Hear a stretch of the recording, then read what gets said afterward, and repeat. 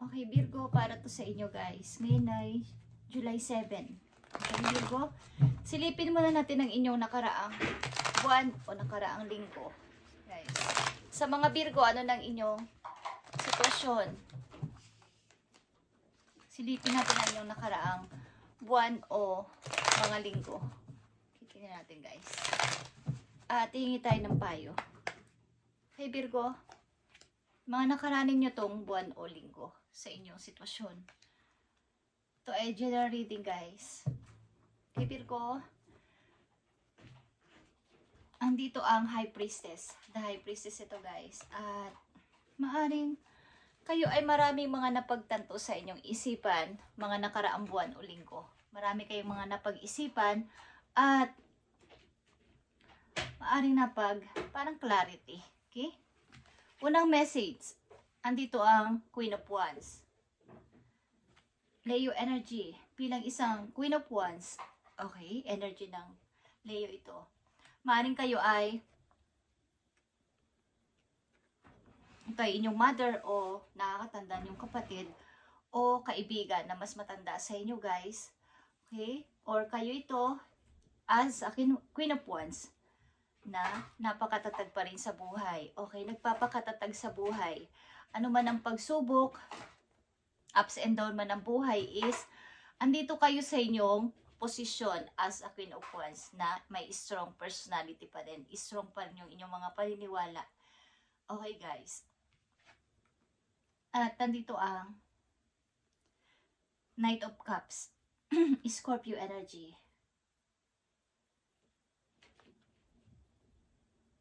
May plano siguro kayong alisan na isang sitwasyon na nagpapahirap sa inyo. To ay death. Okay, sorry. Hindi to Knight of.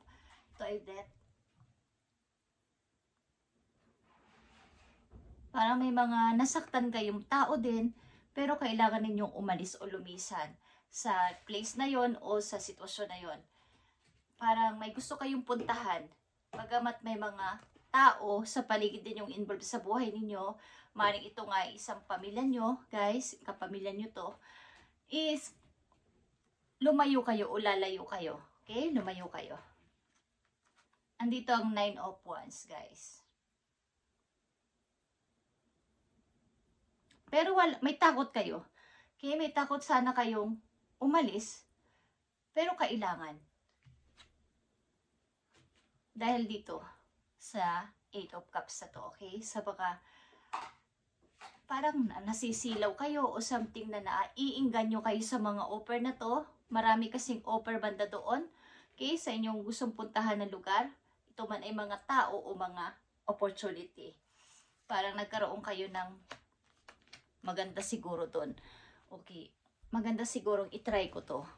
Bagamat may mga masasaktan akong tao sa aking pag-alis.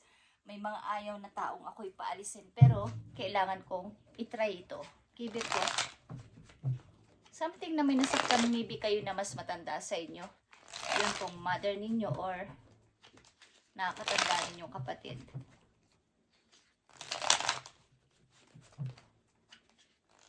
Tingnan natin ang inyong mga sitwasyon, guys. After nito. After nito, mga nangyari sa inyo. Ito yung mga nakaraan ninyo, okay? Tingnan natin ang inyong sitwasyon.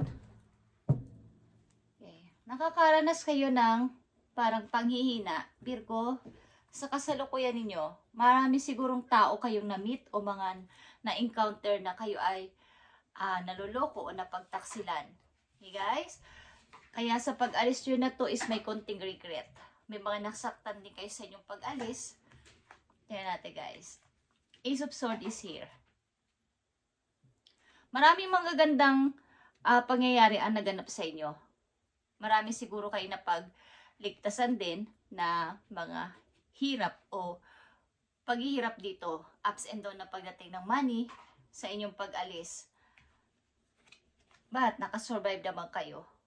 At maybe natuto kayo sa buhay na mag-isa. Yung halos wala namang maraming kaibigan. Pero nagagawa nyo yung alam niyo sa tama. nandito kayo sa mga desisyon na parang may pagka-practical. Hindi kayo nagsasayo ng oras sa bawat bibitawan ninyong salita. Palaging direct to the point kayo mag-desisyon. Okay. Andito yung kasaganaan. Nangyari sa inyo yung kasaganaan. At parang ito na yung hinahangad ko. Parang natatamasa ko na o natamasa ko na. Dito yung time na kayo tuwan-tuwa dahil lahat ay nakukuha ninyong gusto ninyo, okay? But nandito yung justice. May mga pagkakataon na may mga may mga sitwasyon na dapat kayo ay magdedesisyon ng may mga tao na umuulit-ulit kasi yung nakaraan. Kailangan ba akong desisyon ng ito yung pipiliin ko, ito yung pagdidesisyonan ko. Baka may masaktan na naman ako, okay? Baka meron na naman ako masaktan. Kaya dito yung time na umuulit yung nakaraan na nangyari sa inyo. Baka meron na naman ako masagasaan o masaktan sa aking gagawing pagdedesisyon. So, tingnan natin na inyong kasalukuyan, Virgo. Malamang at sa malamang marami kayong mga na-encounter na tao sa inyong pag-alis, sa inyong mga pinuntahan na lugar. May mga nasaktan kayong tao sa inyong pag-alis, guys. At maaring kayo ay mas hinangad nyo yung practical na pamamaraan kesa pairali ng inyong emosyon. Maaring inisip nyo na baka maging okay ako doon.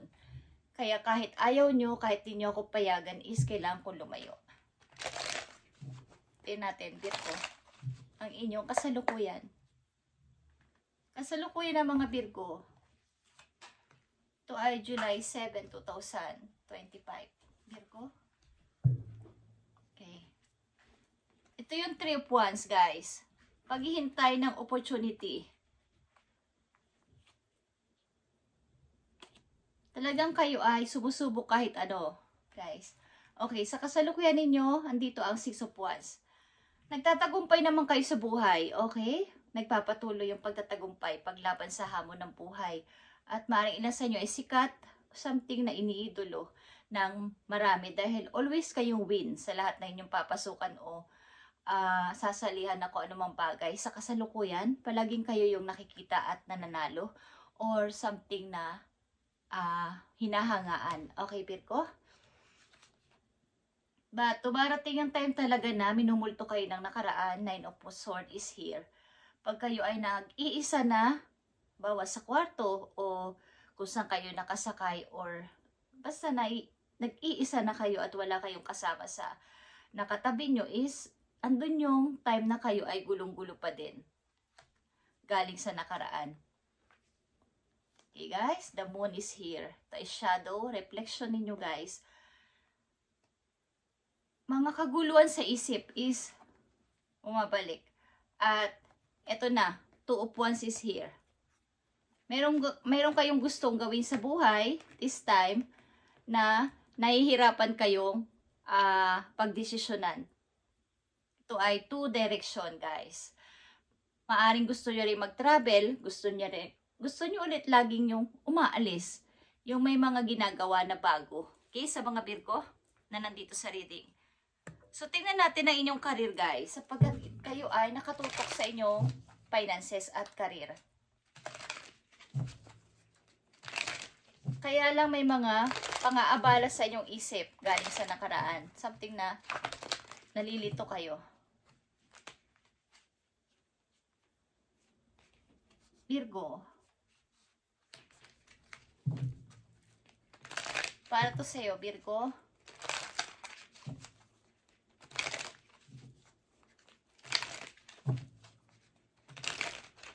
Para sa mga Virgo, sa kailang finances at sa kailang career. Para sa mga Virgo, I need message. Thank you. Okay. Andito ang teacher, guys. Virgo. Explore career and teaching, coaching, mentorship, or motivational speaker. Okay. Dahil nga marami kayong na-experience sa buhay sa mga nakaraan yung mga taon o buwan, is hinihikayat kayo ng inyong mga guidance na magturo. Something na maging parang mentor, speaker, o something na magturo ng mga motivation na words or inspirational na words sa iba. Para kayo ay magkaroon ng, ma-share nyo yung inyong naranasan sa buhay. Kung paano kayo nagtagumpay at paano nyo nalagpasan itong inyong pagsubok sa buhay na to. You have the ability to inspire others to unlock their true potential. Okay. Ito din ay pagmumula ng inyong paglago pa sa pera. Ito din ay parang dagdag na sa inyong kaalaman. Okay guys, pag kayo ay naging speaker o something mentor or tagapagturo or talagang literal na teacher, is dadagdag ito sa inyong, kumbaga ito yung inyong talent talaga na hindi nyo pa natutuklasan, yung magturo. Okay? You've learned much about money. Now is the time put into practice. Okay. Dahil sa kaperahan kayo ay mahilig kumbaga ilan sa inyo ay hindi man sa libro, sa internet, may mga hinahanap kayo how ganito, how pa ma-improve ang money. Okay, mahilig kayong mag-aral o magbasa-basa ang mga Virgo na nandito. So, kayo ay may ganitong klaseng abilidad na magaling magturo. Okay, ng papaano lalago sa kaperahan. So, gamitin niyo itong talent na to para matagdagan ng inyong, ito ay about sa career ninyo, okay? Bukod sa inyong ginagawa sa buhay na trabaho, is dagdag pa rin ito sa inyong gagawin. At makakadagdag syempre sa inyong pera. Okay? Sa inyong pag-iipon. So, tingnan natin. Maaaring kayo ay good-looking na person at ito ay makakatulong sa inyong pagtuturo sa pagiging isang pagtuturo na mga nakaka-inspire na mga words sa tao ay papaniwalaan kayo guys sapagkat nakikita nila na kayo ay malaki ang ipinagbago. Okay? Maaaring marami kayong na-experience sa buhay na hindi kaya marahil ng ibang tao. So, kung ito ay inyong mai-share sa iba at pasasabi, maaari magkakaroon sila ng inspiration na pwede pala yun. Magkakaroon sila ng pag-asa sa buhay na pwede ko palang gayahin si Virgo. Okay?